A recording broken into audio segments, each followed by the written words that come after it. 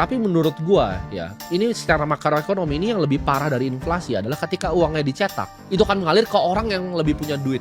Oke? Paham nggak? Contoh, uang dicetak, ya kan? Stimulusnya di US, orang beli saham. Saham yang punya siapa? Ya orang-orang Elon Musk lagi yang tambah kaya. Dengan mereka tambah kaya, mereka beli aset. Ya, mereka beli aset keras, yaitu properti biasanya. Mereka dapat uang dari ngerampokin capital market dari orang-orang miskin. Uangnya dipakai untuk dibelikan properti yang banyak. Properti harganya skyrocket. Jadi itu bukan cuma di basing currency secara inflasi, CPI, enggak teman-teman. Ya.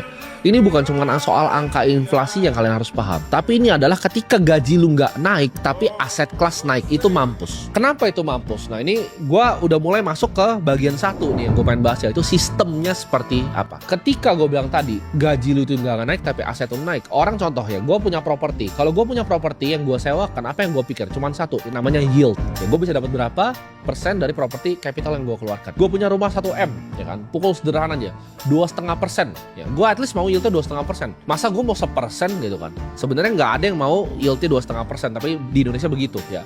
Kalau di Amerika bisa minimal 5% karena mereka nggak mau kalah sama depositonya. Tapi orang Indo kebanyakan bodoh kan. Jadi mereka properti 2,5% kebanyakan sini. 1 miliar rumah itu bisa disewain, dikontrakin setahun tuh 25 juta. Jadi mereka itu ada persenan yang ada di otak mereka. Ini harus disewakan berapa?